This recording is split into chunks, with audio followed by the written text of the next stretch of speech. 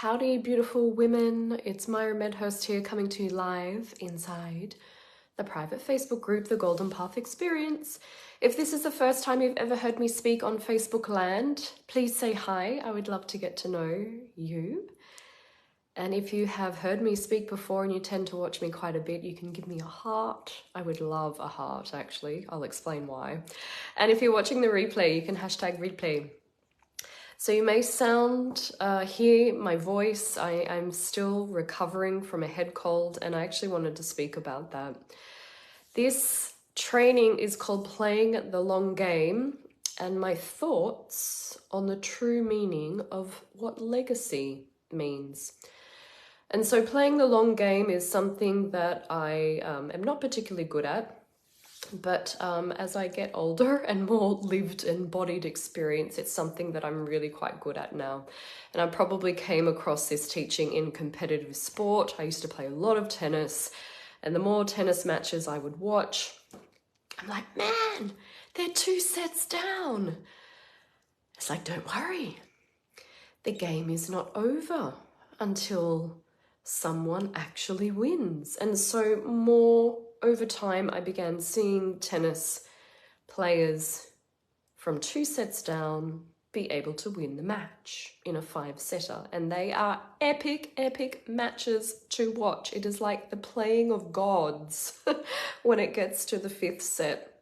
It truly is phenomenal, and it also shows the incredible staying power of a strong mind and a strong body. So there's an old version of Myra that would be, if she was sick, she'd be like, that's it. My life sucks. Who am I to teach on health and wellness? My dreams don't matter. I'm never good at this. Look at you. You got sick again. Judgment. You're not worthy. Oh, are we connected again? I think it dropped out. So they're kind of the old thought processes that Myra have. But now I've learned to play the long game. So how it goes is, Myra. Hey, Nikki, welcome in. Talking about playing the long game. You know this one. So the current Myra is like, oh, cool, Myra, you've got a head cold. Not the end of the world. Truth of the matter is that I have far more healthier days than I do have sick days. That's true. And in my healthy days, I'm probably operating at an optimum level of health. Huge flexibility through my body, long-time yogini, got quite a good solid grasp over water fasting, juice fasting, know what good nutrition to put in my body, on and on. So here I am now playing the long game. So it's okay that Myra gets sick. It's okay that Myra gets the head cold. It doesn't mean I derail my mission. It doesn't mean that I suck and I'm not worthy of my dreams.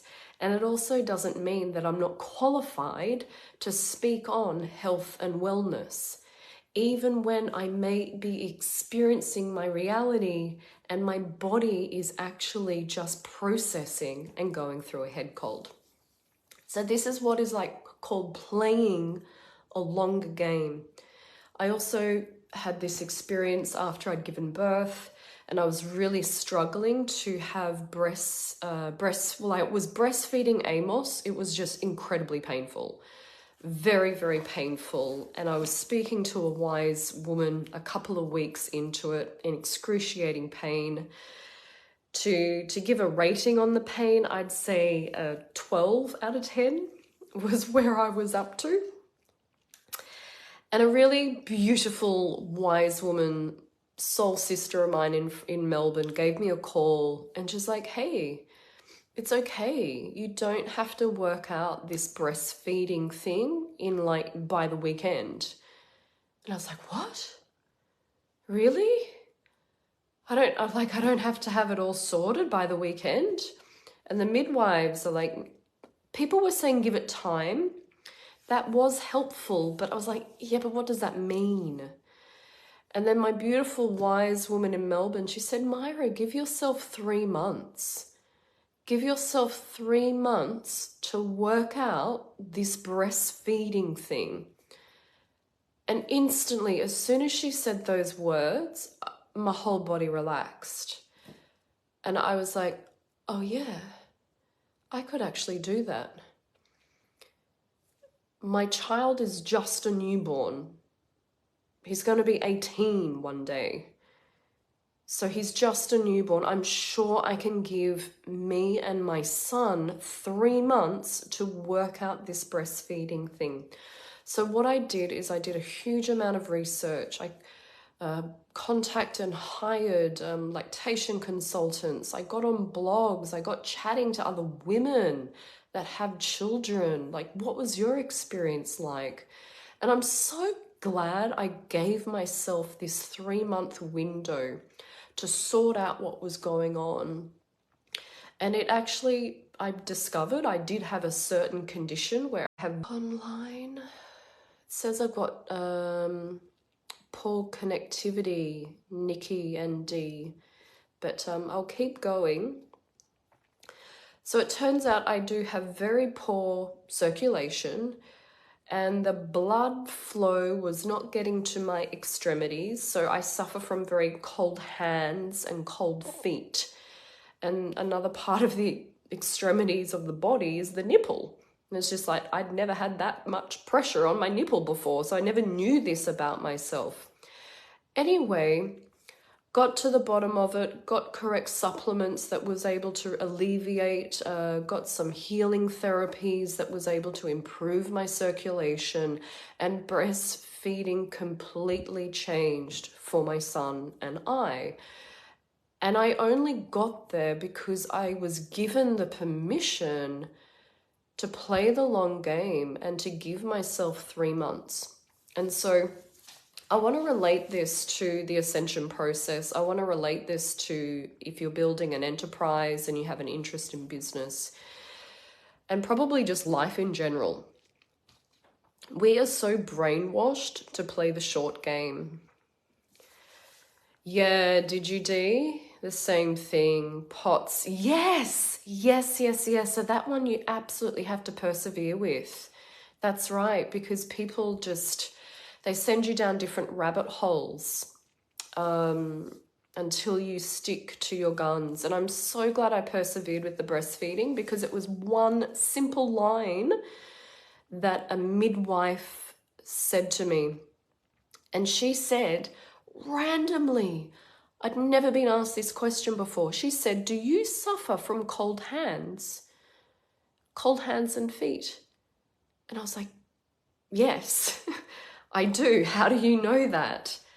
And she goes, oh, can you read this? And I was reading like a profile of myself. And it was that simple line that she said, do you suffer from cold hands and feet? And I said, yeah, I've lived in Melbourne for like 15 years of my life. And I'm like, I have to wear 2 layers of socks everywhere I go.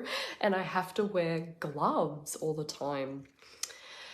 So how does this relate to our current reality, life in general? How does this relate to the ascension healing process and our enterprise of light, our business? It has everything to do with it. We are so brainwashed to play the short game. Play the short game. If you play the short game, you lose. You lose quite quickly into the match. You lose quite quickly. And in that losing, you feel defeated. You feel like giving up. You feel like you were never built for your dreams. There must be something wrong with you. Why did I even bother starting in the first, I knew I was no good. I should have never have gone for it anyway. Like, who was I kidding? And we get looped in this disgusting, neurotic, just gunk of negativity. And it is not true. It is not our true nature. Only our true nature can be discovered when we play the long game. You've got to play the long game. There's always a new chapter. There's always a new evolution. There's always a new reiteration of yourself. But you only get to discover that when you play the long game and when you put yourself into the match. So it's like play the 5-setter. 5-setters like epic to watch. Most of the crowd are on the edge of their seats watching a 5-setter. Like the anxiety and nervousness and the excitement goes up in the stadium. And that is the electricity and intensity you want, because you can harness all of that energy. So many people in my life are like anticipating, what is she going to do next? Because she just doesn't go away. She's been talking about this for 12 years. She's still rapiding on about Atlantis and Lemuria. She's still talking about the Golden Path. It's because I play the long game. I'm not going anywhere. So there's always a magical download just about to happen. I know that something is just about to pop in my business. It's because you have to play the long game to get to those intersection points of when things feel, when you've got the stadium on the edge of their seat and they are anticipating, what is she going? Oh, my internet's dropping in and out, but I'm going to persevere. So this is the qualities of playing the long game. Play the long game, and of course there's going to be blips on your road. My head cold, it's just a blip on the path. Who cares? If I lose a client, if a program doesn't sell out, if I have trouble at home with Amos or in my own relationships, I'm struggling with something in my private life, it is seriously just a blip on the road. It means nothing. It doesn't mean I'm unworthy of my dreams or my desires, or I'm not suited for my mission. It doesn't mean that at all. Now let me talk about legacy, because this relates to playing the long game. And this is such a reframe on what we understand legacy to be. There's a lot of people online at the moment talking about building huge amounts of wealth and then giving all of that wealth over to their children. And they're calling that legacy wealth. Let me tell you, the high net worth people and the millionaires that I hang out with, who are either through the creatives, I know some Hollywood actors from my days in Melbourne, creatives, business, IT, and the people that set up realestate.com.au, and now it's like boat sales and car sales, like big level entrepreneurs. They are not giving their wealth to their children.